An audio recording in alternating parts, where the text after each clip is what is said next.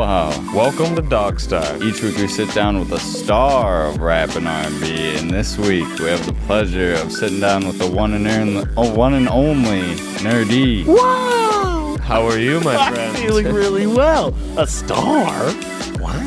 A star. That's very special. Well, thank you for joining us, joining fans, giving us a peek behind the curtain. I'm excited to be here. This is dope. It's been a while since we've got to chat. A very long time, other than, out in public, just out pleasantries, and about. right?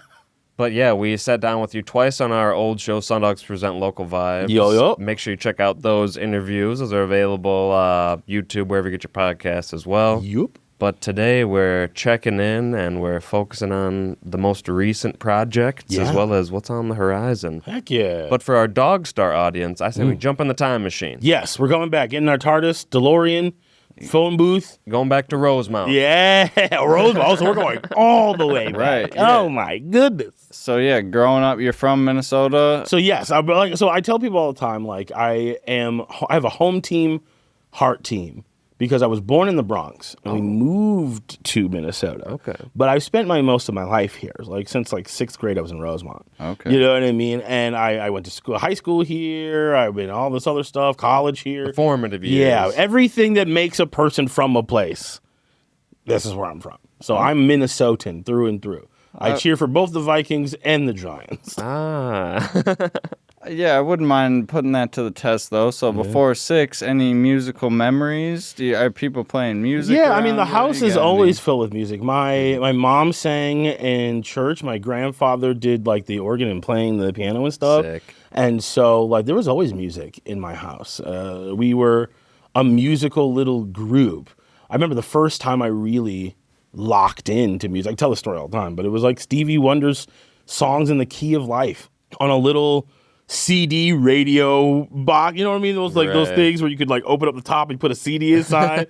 Yeah, it was like that. And I listened to Sir Duke, I think maybe 15 times in a row, just sitting on the floor of a family friend's house where everybody else was helping people move. Mm-hmm. And I was listening to this over and over and over again, being I don't know. And I didn't know Stevie Wonder at the time. I was a kid. Yeah. And I was I don't know how anyone can do anything other than listen to this right now. Mm-hmm. This is the craziest thing I've ever heard. Yeah, are you all hearing this? Could do that. I didn't know that you could do that. I didn't know that was loud.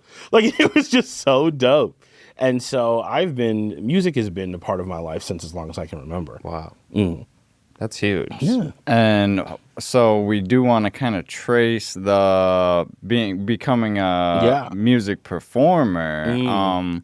Were there any performances or times in front of a group of people early on in your life where you can kind of draw the line back? I've been a big performer a long time. I think when we first moved to Minnesota, our very first, before Rosemount even, I spent a little time in I think it was Egan. I don't remember. I was very young. But we had a choir concert. Okay. And it was my first choir concert, and they were singing Lion King. I just can't wait to be king, right? That's the thing. And I wanted to be Zazu so bad, and not because he had a good singing part, but because he had his own part. Right. Mm-hmm. And he got to do a thing, and it was fun, and it was funny, and I remember doing it. I felt really proud of myself because I had advocated for myself to do that. And I did. I got to sing that little bit. Oh, no. And then from then on, I was I love performing. I didn't know I was going to do music to start off. I thought I was going to be a clown. I actually grew up with a lot of clowns, clowning, straight up, full. The internet now is going to be Nur-D wanted to be a clown, and look at him. He did it. He achieved his goal. But I actual face paint, fall on the ground, big shoe, kind of clown. Right. But I always wanted to entertain. Mm-hmm. Always wanted to entertain. And the big moment that I realized that I could do music and that this was going to be the thing I wanted to do for the rest of my life actually happened in my junior year of high school in a production of Cats. Oh, yes, that hip-hop legend. Cats.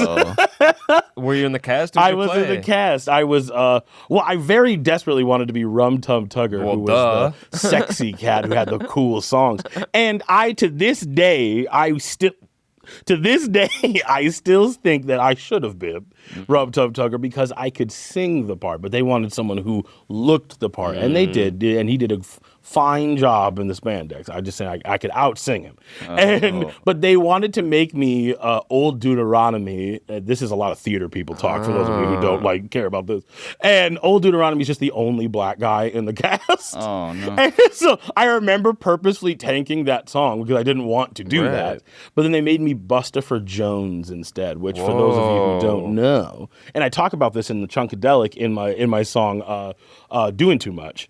Bustopher Jones is his whole song is that he's fat.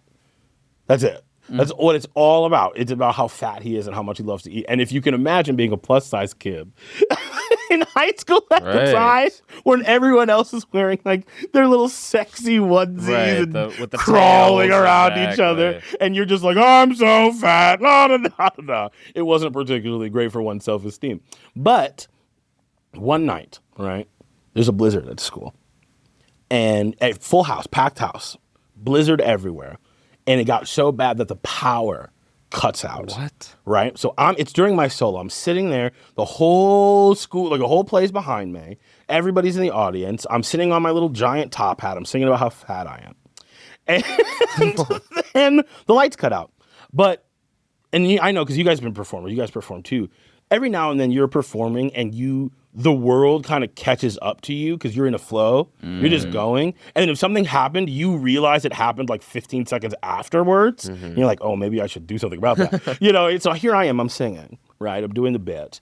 And I realize that there's no lights in the room because I thought maybe I just closed my eyes. I was like, no, my eyes are open. There's just no lights in here. Oh my God. Because we're in an auditorium. There are no windows and the power cut out. And I'm singing out loud. I'm projecting to the back of the place because I'm like, well, I don't know what else to do. And David Bishop, and I will always shout out this man, David Bishop. He was a senior. I was a junior. I was like, well, I'm going to keep singing. And if nobody sings with me at this next part where the choir comes in, I'll just stop. Because clearly, this is an issue. David Bishop puts his hand on my shoulder in the dark. And I knew that at the very least, David Bishop was going to sing with me if nobody else was going to sing with me. Yes. And so I just kept going. And sure enough, the whole rest of the cast, we all start singing. This choir moment comes in. There's pitch black. There's no pit because they can't see the music. So it's just a cappella. And the amazing musicians in the pit of Rosemont High School, they got out their cell phones. They started following along in the music. And then we kept singing until the generator kicks back on. So we're singing. Wow. Generator kicks back on. First thing that comes on is Spotlight. Boom, right on me. Oh. I'm singing the song, da-da-da-da. Eventually, all the lights come back on. The band picks right back up exactly where we are. We finish the song as if nothing happened. I do my final little toodle pip, because that's what I had to say at the end of the song. I say doodle pip. The crowd erupts in applause. Yeah. People are standing up. Everyone's clapping. Everyone's freaking out. Wow. This is like the third song of the show, so we still have a whole show to do. This is not. And it's like I get like a 2-minute clap. Amazing. From like my high school community, like the people who live around me. Yeah. And as a black kid in Rosemont, I didn't always feel like I was super welcomed everywhere I went.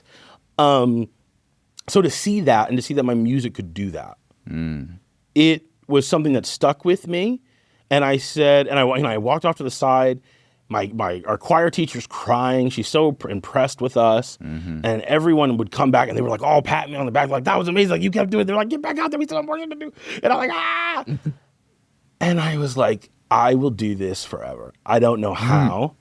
I don't know how I can do this, but I've never felt so much like, yo, your music, your art did something incredible. And you brought music into his dark place. I don't know how else to express it. Like I said, if you've never been in cave darkness before, I think it's one of those things that you should really experience. Just cave darkness, no light, nothing. Because there was no, like even the exit signs, like all the way back there, it's just like cave darkness and you're singing.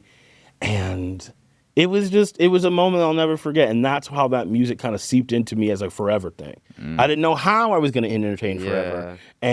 But I knew that I was gonna. Started you on that path. Officially, both feet on the path. Yeah. And then, I did praise and worship at the church I went to, which is like probably one of the best things that was for me as the time is because I got an audience every week, multiple times a week, of hundreds of people sometimes, and you just would like get to perform. Right. Which is a lot of times people don't get a chance to do that as often in front of that many people. Keeping your instrument polished. Yeah. So like both of those things and like the musical background that my family already had, I just kind of like fell into entertainment and music. That's amazing. But it was great. Yeah, no, I love it. I wouldn't change it for anything. I mean, you described that experience so well. Thank you. I imagine it perhaps as a future music video narrative. Yeah, recreating that. it was maybe fun. shooting it at the same Or time. the biopic, man. Yeah, there we go, for there we the go. bit when I don't know what chubby kid they're gonna get to play me, but if they find one,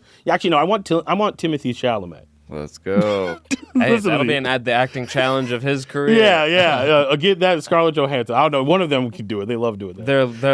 Their last acting role. No. Oh, man. Did you do any Legendary. other musicals or non-musical theater? I did non-musical theater, but I'm not as big of a fan of that. Right. I don't know. I mean, I call them talkies, and my theater friends hate when I do that. I think that's perfect. Because it's like musicals and then talkies, like Right, the ones right. that just talk. I'm not a huge fan of those most of the time, just because unless they're like comedies where you're going to be laughing the whole time, I kind of just like, all right, I could watch a movie. I know that's so rude to the Yeah. theater community. No, I I don't totally mean it get like that, that. though. Yeah. It's not my preference. But I was in some. I did a few. I did mostly comedies though. Right, like a farce. Yeah, I did. I did one where I was a judge in the Triangle Shirtwaist Factory play, Fire. which was all Right. about that fire that happened. And I was the judge in that play. Sick. And I fell asleep on stage. Oh no! During I mean, an it's a lot of actual rote performance. dialogue. Well, because yeah. if you're pretending to be a judge, you're pretending to be a judge listening to a case that you yourself have actually listened to a billion times at Oh, this point. right. None of this information is new. None of the objections are surprising. You know exactly what they're going to say, exactly when they're going to say it, and you only have to like say like, sustained. Right. Every like maybe It's a warning, counselor. yeah, and so every now and then I'd be sitting up there and I'd be like, yes, I'm a judge.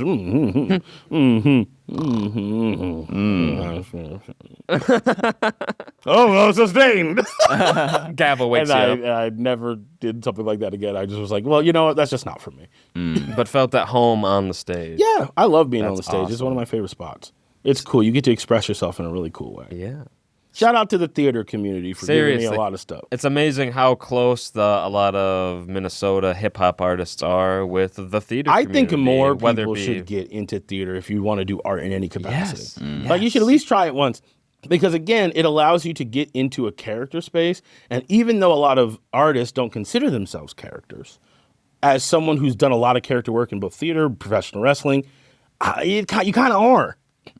You kind of are. Like you are a character because they don't really know you. Right. They don't really know you. Like they know the you that you present. Right. And as real or as honest as that person can be is up to you. It's but still like just the tip of the iceberg. it's still just the tip of the Yeah. iceberg. It's a character. You have merch. Like, you know what I mean? Like, you are a character. So learning how to embody a character is really important for a successful career, and theater helps you do that. Right. You know, and it's lower stakes because it's not you. You know, you have to pretend to be the man of La Mancha, or you have to pretend to be like a big fat cat, or you have to pretend to be, I don't know, Jekyll and Hyde or something crazy. And you can do that, or a tree in the background for some I people. played Tree 3. Hey, Exactly. tree 3 is needed. It Before is we take a necessary. break, I wanted to ask what rehearsal habits or practices you brought from your theater days into your current that's a good one. performing. I do a lot of warm-ups, theater warm-ups before Okay. I go on stage, you know, like all that kind of stuff. That's from choir and theater. I think the thing that I learned the most that I keep with me, and if you'll see it in my shows, is the bow. Is the acknowledgement of the bow. I think that it kind of gives you, that's your moment. Take that. You've earned that. I think so often as artists, we're giving of ourselves. And I have this problem. I'm always like, oh, no. Like, no, it's all you guys. Thank you so much. Da, da, da, da, da. And I mean that. I genuinely mean it when I say it. But like that bow, that's for you. Allow them to tell you thank you. And I think the theater really instilled that into me because it's like, that's a part of it. Like, yay, we're practicing the bows.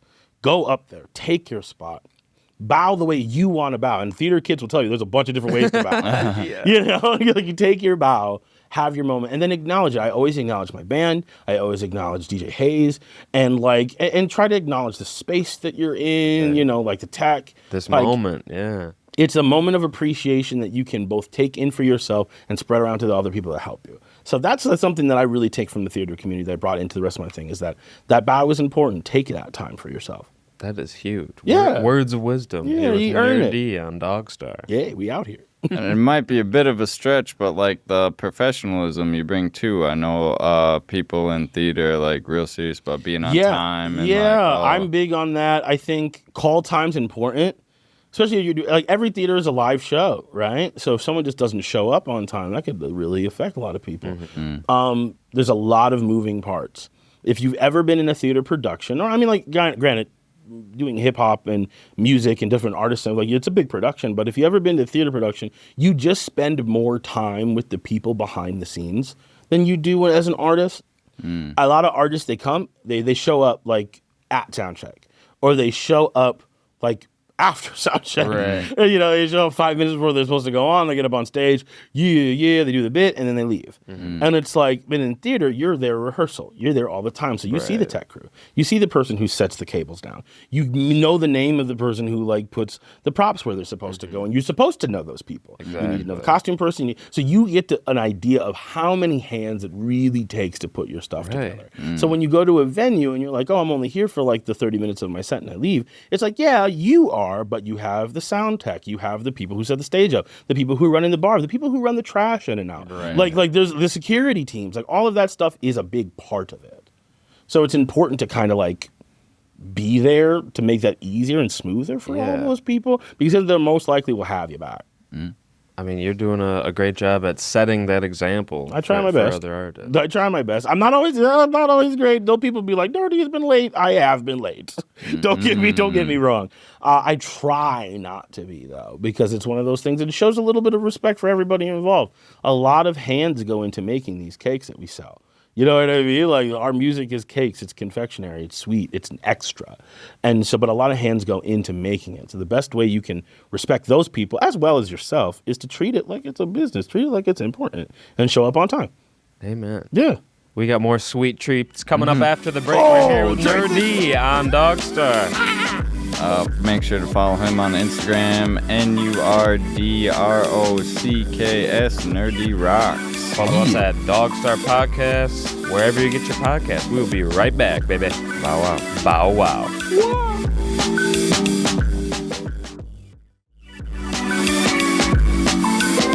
Bow wow. Welcome back to DogStar. Sitting down with the one and only Nur-D. What up, everybody? Working our way through a little bit of your origin story. Yeah, heck of an origin. Yeah, your experiences on stage during your formative years. Yeah. I'd say we continue. Yeah, I was going to ask, when did you write your first song then? Wow, that's write a good and question. perform, maybe. Yeah, so I think I've written a lot of songs.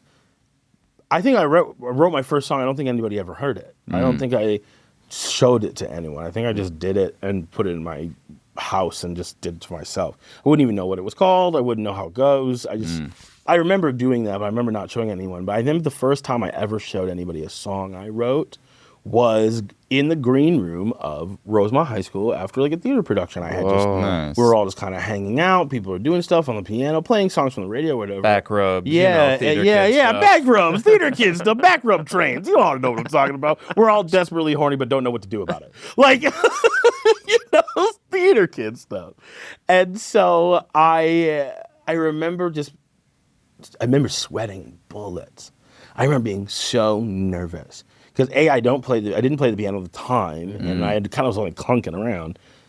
And this is mine. This is a song of mine, and no one's really heard anything of this. And I never heard anybody else be like, "This is a song I wrote." You know what I mean? Right. So I was like, "Is this something you even do? Like, don't you have to like go to a person to get approval to do this?"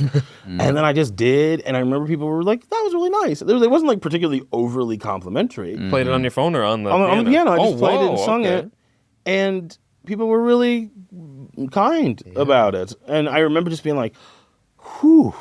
So that's how you can do that. Right. All right. What was I nervous about? Yeah. And then senior year, me and Luke Esselman and Kirby Tabudje, we got together. We had a little group called 3-Man Trio. Hey. We called ourselves. We thought we were very funny. And we wrote this song called 24 Love, which was just a silly love song. But we played it for our choir, the senior choir, and the choir director who also ran the variety show at the end of the year, which is like a big deal for Rosemont High School. It was called On Stage. And he came up to me and he was like, hey, we're doing a love theme for this year, and it's my senior year. And it's like the good version of On Stage because it's like at the end of the school year. Because every year it switches, so sometimes it's in the middle of the school year, so it doesn't feel as big. Right. But like if it's at the end of the school year, it's like this big send-off. And so he was like, well, I want you to do that song that you wrote in the show. And it was the first ever original piece of music written by a student who was going to the school that was ever performed at the school. And I got to perform that with me and Luke and Kirby, and we sang, and it was great. It was an amazing feeling to play my own work in front of that many people at that time. And it's funny because my production manager was actually in the band at that time. He was playing saxophone. He's in the pin. I didn't even know him yet. Like, he was just an underclassman. Wow. So he's just in the pit. You can see it in some pictures. And so it's just, that was the first big reveal that I was like making music to my community. Right. And it was really fun. Was that on the same stage? Oh my God. Same stage. Like I'm saying, like, man, Rosemont High School, it had its challenges as growing up as a black kid, a little chubby. You think you're so different. And growing up, you felt that way. I did. I felt I was so different, so out of place, so this and racism and homophobia and all that stuff is real, and it's a part of every high school. But certainly when you're in the Midwest and such a homogenous community. But in that same vein, so many of like my formative musical moments happened on that stage. So I always think about how grateful I am for that time and that stage specifically. And this last summer, my choir teacher, Mr. Stephen Alba, who's like the greatest person in the world, he asked me back for the 25th anniversary of On Stage. What? Because we were just doing this big thing. The alumni were coming back. I came back. I got to see the stage again. I got to hang out with the students and talk to them about like what it's like to be a musician. That's beautiful. And doing all that stuff. And we raised like $50,000 to revamp that stage for the next generation of kids. So I'm really excited to hear who comes onto that stage next, right? Like, you never know. You never know who you're fostering. We could have the next Prince coming out of there. Right. You know what I'm saying? Yeah. Like, I'm just so excited. So yeah, I think if you're young and you're listening to the podcast, you know what I mean? Or you have a little one and you're listening to the podcast, it's never too late to get involved in that if that's something that's interesting to you. Because, yeah, I do hip hop now. It's not the same thing, but the building blocks of what you want to do can start right there. So the earlier you start, the farther along you'll be when it's time for you to really dive into the thing you want to do. And after high school, how did your musical journey evolve into what we see today? So I was I did choir in college and traveling choir. But in senior year, I started a band. We started 3-Man Trio in earnest. And we added like 2 more people because we thought the name was as good. We just figured we'd do whatever. Yeah. Because Maroon 5 has more than 5 people in it. So we said we people don't pay attention to the numbers. Numbers. And so it was a rock and roll group, 3-Man Trio. We struggled on a name for a really long time. We almost called ourselves the Back Alley Boys, which is just an interesting concept. And then we also wanted to call ourselves Save the Cheerleader because we really liked Heroes at the time. We showed Heroes. But I was like, when I'm 40, I don't want to be called Save the Cheerleader. I think that might be weird. So we eventually changed it to Saving Vinyl City. And I was in this pop rock band for, I was going to say like 5 years. Holy moly. We did the local artist thing for the people south of the river, which is mostly like playing at the garage and stuff. R.I.P. the garage, by the way. And we kind of just didn't do anything. We tried desperately to make it, but at the time, it just wasn't hitting. It was like the Jonas Brothers era of stuff, and if you didn't look and sound like them, the fat black kid doesn't get the same thing. And I remember someone in New York, a music talent person, specifically telling me, you need to lose 70 pounds because we already have Sean Kingston. Why would we need you? What? Rude. And so What the heck? That was the music community that I was kind of in for a really long time. We changed our name to Black Genesis. We had different members. Black Genesis was a really cool name. It sounds like a heavy metal rock band, but it was just like, what if Genesis, but Phil Collins was black instead? Like, it was just so silly. And that was like really industry. We tried our really best to be like the industry standard of music, and it just didn't feel me. Huh. And so I remember at the time, Black Genesis was going on, and I was like, we need to drum up some press, some publicity. So I was like, well, here's this thing. There's a rap competition, and it's like it's taking anybody. So I'm like, I write raps, because after school I would rap with my brother. Okay. You know what I mean? I rap with my brother, who's my drummer, and his friends after school. And I was like, that's kind of fun. And I've written some stuff at this point. I did like something with my friends in like college, like, you know what I mean? But nothing too serious, nothing real. It's like, I can write a song, I can write a rap song, and if they pick me, then I can talk about the band. I can talk about like how, like, oh, I'm in this band and it's really cool and we're not a hip hop band, but look at me. Check it out. And so it was called Shut Up and Rap. And I went there. I didn't tell anybody. I brought my brother, but I didn't tell anybody I was going to be there. And I performed. And this is what people forget. I think history has a funny way of getting retold.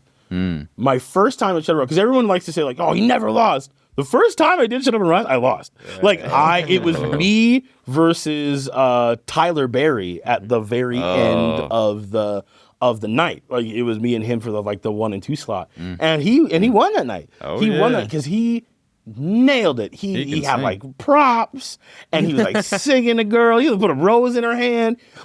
He just overwhelmingly had this charisma that stole the room. And I felt like I did well, but I didn't sing. I didn't do anything. I thought, oh, I'm only supposed to rap, so I just wrote some raps. I didn't do anything too crazy. But I remember leaving, and I remember talking to some people, and they're like, hey, man, like, you did really good. I've never heard of you before. Because here I am, kid south of the river, been in rock and roll, pop rock this whole time, so I'm not really in the hip-hop community. So I'm not like a guy they've seen or heard before. And they're just like, oh, hey, you're doing really well. I was like, oh, thank you very much. And I remember walking out of Modest Brewing, because that's where it was at, and I told my brother, I said, I actually kind of love that. That was a lot of fun. I think I can do this. Oh my God. The wheels started turning. And so the band, Black Genesis, dissolved like real amicably, because everyone was like kind of doing their own thing at that time. And we were just like, okay. I was like, okay, cool. Because guys, I think I'm really going to try this. Like, I think I'm really, and they were like, yeah, hey, man, like they saw some of the stuff that I had been doing, and they were like, yeah, you should try to do that. So I came back the following season, dressed like Where's Waldo. That's right. And then I went on my winning streak. Yeah. And so a lot of people don't remember the first time I was in it, because I just was just a guy that I kind of showed up and I didn't really. Did you go by the same name? I think I did, but I don't know. It just didn't click. I think it's just because I was just a face in the crowd at that time. Right. But then here I am coming in like looking like a weirdo, doing all of this wild stuff. Fully prepared. Yeah. I'm singing, I'm rapping, I'm moving around. Yeah. And I just had this hunger in me, I think, that only comes from like this is your last run. Right. Because I had been doing rock and roll for 8 years. Like people like oh man, you just came out of nowhere. It's like, I mean, sorta. Right. But like I was doing rock and roll for 8 years. Failing. Wow. Failing at rock and roll for 8 years. Doing shows for $50 and a cold slice of pizza. You know, and driving 2 hours both ways in a van with no heat in the dead of Minnesota winter. Right. So I cut my teeth in the performing circle already. And then so when it was time to come in and do this hip hop thing, I had already told myself, if this doesn't work, I'll have to find something else to do. Right. Because like what else could I, this is clearly not my lane. But I was like, but if I'm going to do this last one, I'm going to do it with everything. All out. Everything I got. I'm going to be as weird as I want. I'm going to be as odd as I want. I'm going to do all the things that I thought were too uncool for the industry before in the other place I was doing, because then why not? You know, like, why not? And then it kind of just worked out. Like, it worked out. I came in at the right time, and because no one had any preconceived notions about me because they hadn't been seeing me this whole time, I just showed up like a hurricane. And everyone was like, who the fuck is this guy? Blew everyone out of the water. Yeah. No, you can't. I can't. Oh, no. I'm so sorry. Okay. It's hilarious because my music I don't, but in my life I do all the time. But just amazing to hear firsthand just how much your passion and love for the art can motivate you. I mean, mixed with a little desperation. Yeah, I mean, I think it's the idea of like, hey, if you come at this like this is your last shot, and not like you're saving something in the chamber for later, you'd be surprised how far you go. But you kind of have to do it that way, especially if your dream is wild. Making music off of like rhyming words, when you think about it, is a kind of wild thing to do. And so you kind of have to come at it with like everything you got, because if you don't, there's so many other people that will do it for you. And especially now, in our day and age, if you're like a young artist, like, I don't know how else to say this without like being like, I don't want to sound defeatist, but like there are robots that can rhyme words now. There are robots that can sing a note now. And it's only going to get better at those things because they have the entire internet at their disposal. They will never be tired. They will never have a day at work that stresses them out. They will be able to crank out that kind of music all day, every day, the click of the button. But what they can't replicate is passion. Right. It just doesn't have a thing for that because it doesn't have that. So not yet. It's like it's one of those things. So it's like you, as an artist, that is what you can sell people on. It doesn't have to actually be the perfection. It has to be the passion, the desperation, really, to make this weird thing that you want to do the thing that you do. It's one of the reasons I love Blue Lock, the anime, because it's all about like people really going crazy over this thing that other people might consider just a game. Right. You know, like this is just music to some people. Like, oh yeah, I like music, but it's not the same. You have to kind of be a little crazy to be like, I'm going to put my whole self into it. So yeah, it was a cool. That's where it started. From there, Right. Yeah. Shut up and rap. I got to go to Soundset. Yes. I got to go to Soundset. I got to open for a bunch of big names in the industry. I was kind of like thrown around to a bunch of spots. I went pick to click in 2019. Yeah. Which was crazy because you can only be in that once. And so like to be able to, my first time getting the top spot in it was wild, was super, super cool. And then like, yeah, obviously in 2019, I was like, the world's ahead of me and nothing's ever going to go wrong. Exactly. And then obviously 2020 was a very odd year for everybody. Yeah. But I was so lucky to be able to have those platforms because then in 2020, I was able to not only grow, actually. Like I had more fans, I had more stuff, but I was able to help other artists. I was able to help my community, and I was able to leverage my position as like, oh, this is this kid who's like, he's the next guy, to be able to be like, hey, I'm the next guy. By the way, the Minneapolis Police Department murdered George Floyd, and that's not cool. Like, you know what I mean? If you like what I do, then you're going to hear me talk about these things. Right. And so, I don't know, the music has allowed me to do so many other things. So the journey is a wild one, but I like where it's taken me. Yeah, that's huge. You're talking about the Artist Relief Fund? Is that what it's called? Minnesota Artist Relief Fund in 2020. We were just, when we lost every single one of our shows in one weekend. I had quit my job November 19th of 2019. I walked out of that because I had the whole year booked. Right. I walked out of that place like, I'm gone forever. I'm never going to be back here again. I have a video of me being like, swiping out for the last time. And then, not too long after, because you're hearing this rumble of all this stuff going on overseas. I was very American about it. I was like, oh, that sucks for them. I'm an isolationist. Yeah, like over there. Oh no, across the pond. That sounds really unfortunate.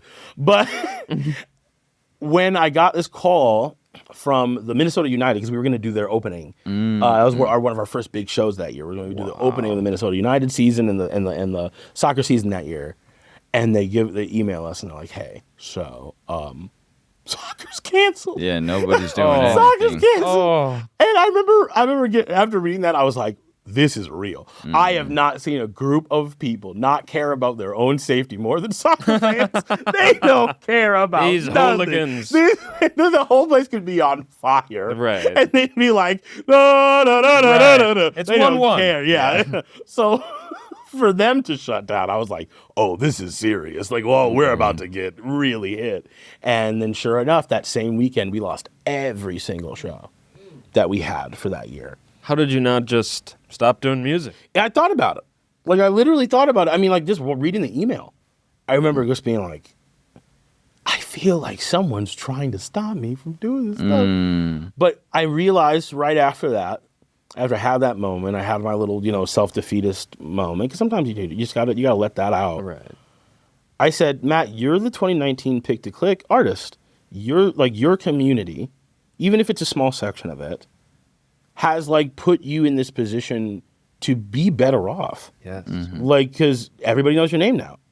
Everybody knows it. So unlike some of your peers who don't have that recognition, you do. And what do you want to do with it? Do you just want to like curl up in a ball and not use it? Because someone else could have used that then if you're just going to quit. You know what I mean? Like, why would you even put yourself in that position if you were just going to be done? Just squander. Yeah. And I was like, you know what? No, I take being number one very seriously. That comes with a little bit of responsibility. You know what I mean? Because if nothing had happened, I would have wanted people to treat me like this. And so sometimes if you're number one, if you want to say that you're putting a city on your back, then you just have to do that when it's not like super cool to do it. Okay. And so, yeah, I was like, all right, we'll figure this out. So me, DJ Hayes, we got on our computers. We immediately went to Zoom. We were like, how do we do concerts, live concerts? We'll figure it out. Yeah, we'll figure it out. We hosted concerts in my apartment, which at the time was probably not the best idea because we didn't know how contagious that was. Right. But we were doing it. We were doing something. And then we were like, okay, the money that we make from this, artists can just have it. I love that. We are sitting down with Nur-D here on DogStar. We got to take a break. We'll be right back. Bow wow. Bow wow.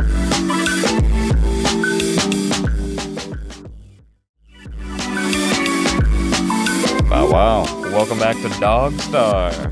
We're sitting down with Nur-D. Nur-D, baby.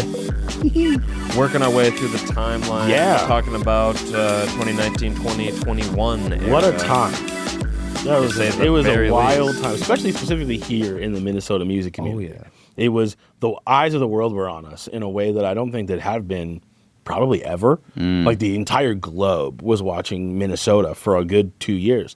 And then so in that time frame, I made 2 albums in 2020 called 38th in Chicago, which was a big turning point for Nur-D as an artist because I had done a lot of fun stuff before. It was a lot of like, oh, Dungeons and Dragons, Digimon is cool, which is great. I still do that stuff. But like, that was like, I think one of the first times I think my overarching audience heard about like my real thoughts about social justice and racial inequality and things like that. 100%. I had hinted at it. So if you listen to my old stuff, you'll hear it.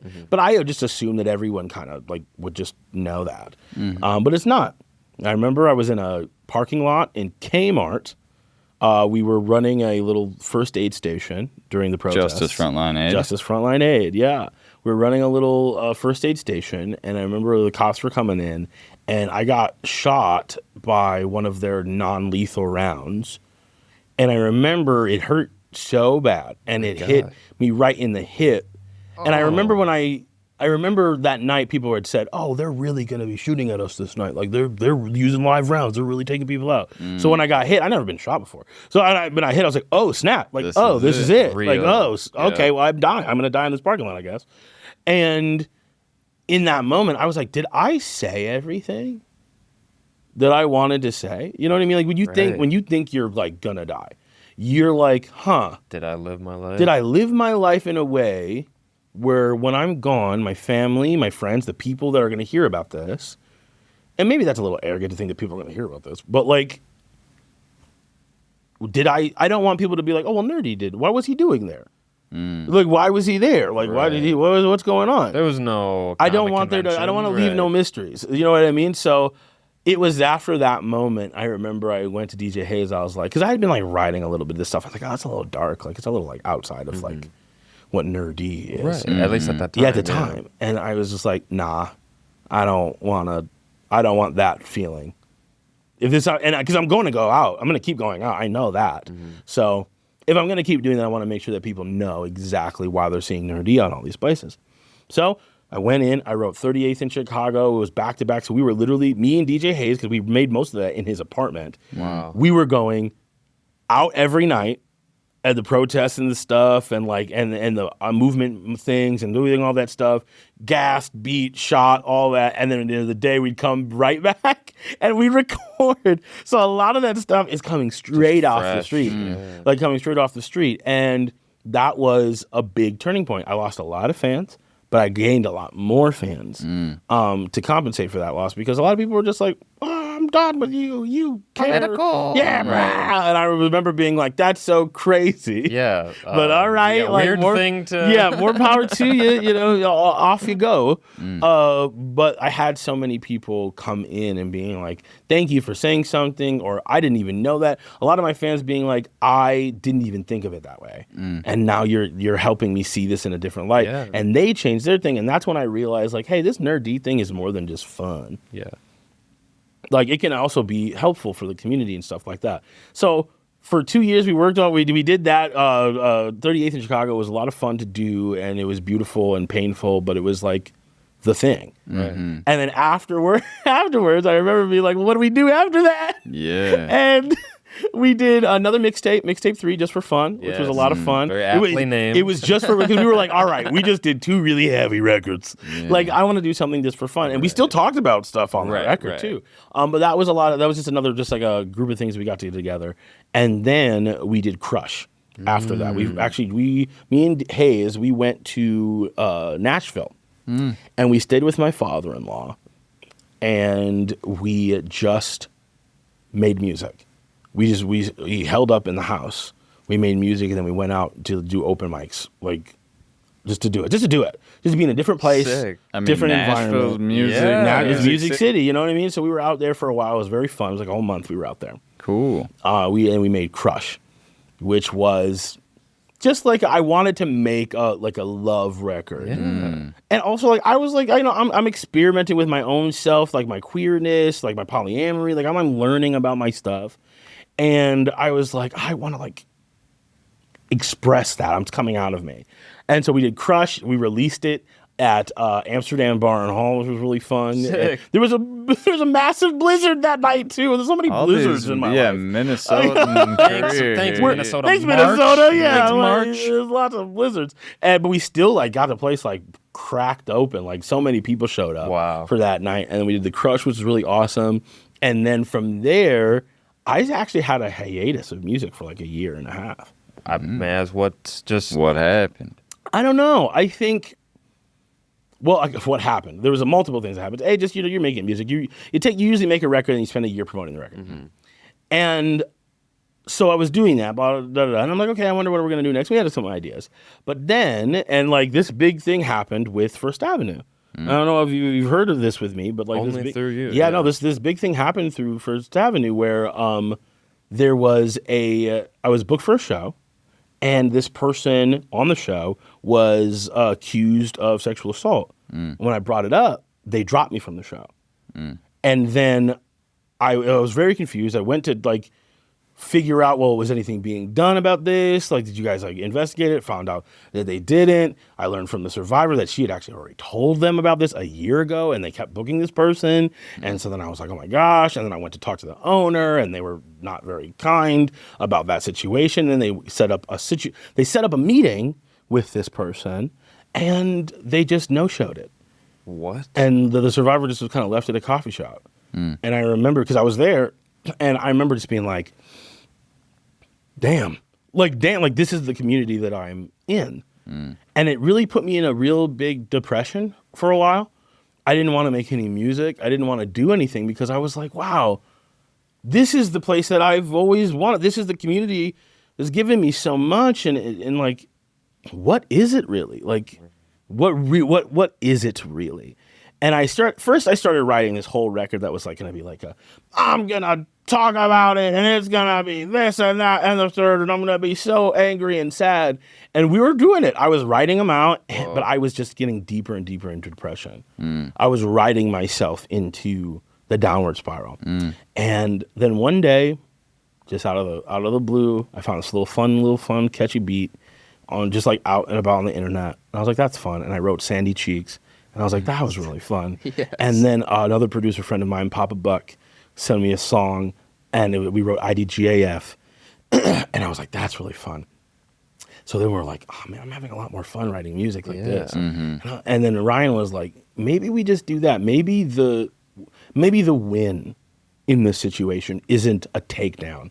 Maybe the win is just you thriving, living well, and living your life and being happy, and still not effing with First Ave. Yeah, still not effing with First Ave, but just like doing your own thing. And so then we changed the whole thing, and then that's where Chunkadelic was born. Yeah, specifically because years before, we were doing a show, ironically at the reopening of the Fine Line after First Avenue bought it, where we're all in these like tie-dye outfits, me and the band, and we're singing. And it's the first song that I ever went, I think we were just doing Take My Picture, but it was like the first big thing that got viral on Reddit. And somebody, one of the top comments with a bunch of people liking it was just somebody said, this looks like Chunkadelic.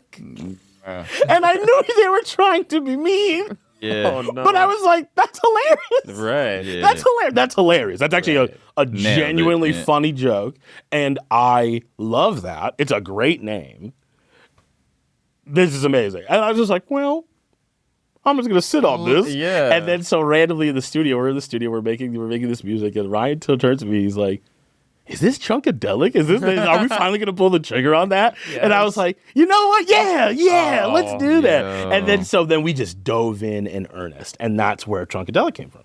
That's so cool. Your representative sent 2 tracks off of Chunkadelic, the 6th track and the 14th track. Yes. Get Up number 7 and Windows Down. Yeah. What can you tell us and fans about those 2 tracks in specific? Yeah, I remember because you were saying like you need 2 songs, and I was like, oh, which ones should I do? Yeah, why'd you pick those 2? Well, you think I'd put Chunkadelic on there because it's the title song and the title record, but I really wanted to do 2 ones. Windows Down is because I honestly think that DJ Hayes produced that one, which is amazing. And we wrote it, and that was the first one I remember being like, this is a record. We made a music video for it. It was so much fun. We got all these extras. We got a cool, like a drop-down convertible. Yeah. We're driving around the empty Sears parking lot, just being weirdos. And it was so much fun to do that. So Windows Down is actually really close to my heart. I think that was... it's been a long time since I've been super impressed with something that I've done professionally. I was like, wow, I really like that song. And then Get Up number 7, and we talked about this a little bit off camera. But sometimes as an artist, you have a favorite song that you do that does not get a whole bunch of attention. Never call it. Yeah. It's an art. It's a thing you did for you. It's not particularly marketable. It's not particularly like the thing that everyone's going to put on all the songs or the billboards or whatever. But it's just like, I made this song for me. I liked it. I liked what I did there. Get Up number 7 for me on this record is that track. It is my favorite track on the record. I feel like I did the most clever stuff on the record on that song. I took a lot of risks on it. It was a lot of fun. So those are the reasons I picked those 2. We really appreciate you taking some time to think about which tracks versus just, the single off it, the title track. Yeah, I wanted to give y'all something special.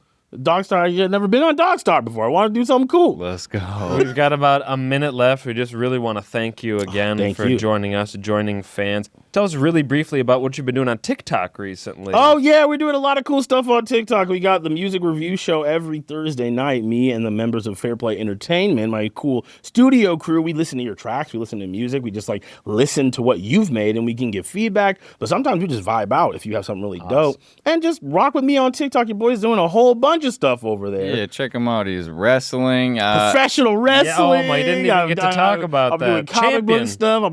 I'm doing everything. So just lock in with your boy, Nur-D. Yeah, really follow him Instagram, Nur-D Rocks. Look up the music, NUR-D. NurDRocks.com. Help say Fair Play Entertainment. Yeah, dude, everything we can do is super awesome. Thank you so much. We've already raised like $1,500 to save the studio, which is one of my favorite things. So you guys, thank you for all of your help. It's super awesome. And thank you for being inspirational to the artists here in Minnesota and beyond. Thank you. This has been Nur-D on DogStar. Woo! Bow wow, people! Bow wow!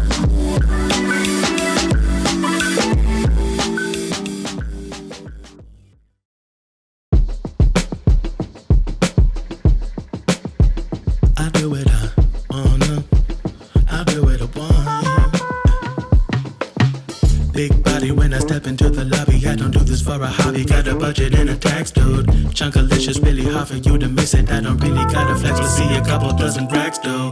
Money, buzzing straight up to the honey. Think it's funny how they never thought I'd do this for a payday. But I'm loving that thing I do is bumping. Got 'em jumping, shaking booty to the groove and shout at AA. Ooh, I'm too smooth with it. Call me Skippy, baby, but a brother, keep it chunky if you like that. Too sweet sugar, you can have a little nibble, but you know that for dessert I'm gonna bite back.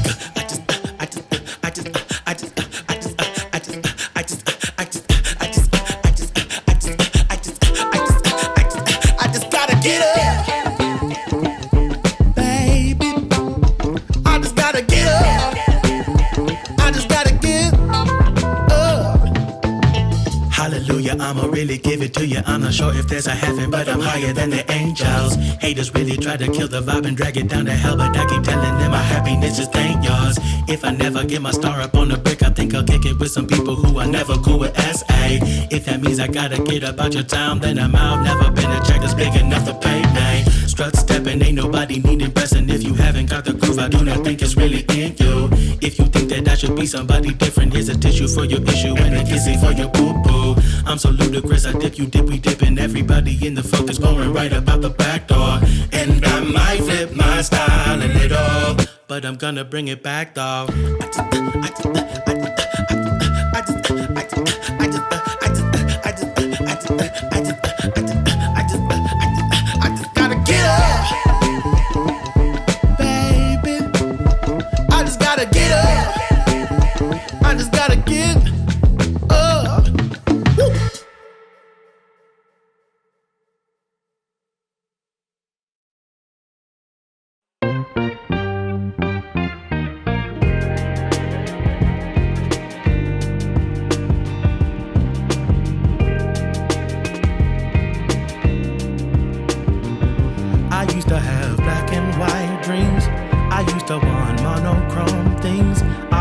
Something I would never see, but then I met you and all that you do. Yeah, you're bringing different hues into my life. Technicolor days and kaleidoscope nights. I just hope I get it right this time. I don't ever wanna leave your side. Baby, you be so high, let me get on your level. Send them haters to hell, they can cry with the devil. I know roses be red, I know violets be different, but I will bring you them both. If we can dance for a minute, if we could vibe for a sec, we could move to the beat. Just let me give you a ride to anywhere that you need. Maybe then you will say what I mean. Oh, you're beautiful. Yeah, what you do to me. Oh, I would die for a taste of you, baby. I just wanna make you happy. Oh, take me anywhere you'll have me. Oh, yeah, we be riding with the windows down. Oh, pick a color, any color, we can paint this town. Oh, yeah. I know that I'm a dog, ain't never been a cool cat, but you were so evolved that I bet you kinda knew that. I know I got my flaws, but my heart is true, I'll prove that. They say I don't deserve you, and I'm like, well, true that. I'm new to this love thing, but I be going ham like a rookie. My fingers in your hair with my hand up on your back. Give it a pat if you're feeling bad. Give you what you need, let you sleep, get a heating pad. I'ma listen when you speak, show my heart with my actions. I'll make you feel unique, I'll be right by your side, gonna make you feel at home. Gonna whisper that I love you while I bet you like I don't. Say the word or we can roll wherever you would like to pursue. This is a beautiful world that's filled with beautiful views. I'd like to show them to you if that's cool. Baby, tell me what you're trying to do. Yeah, yeah.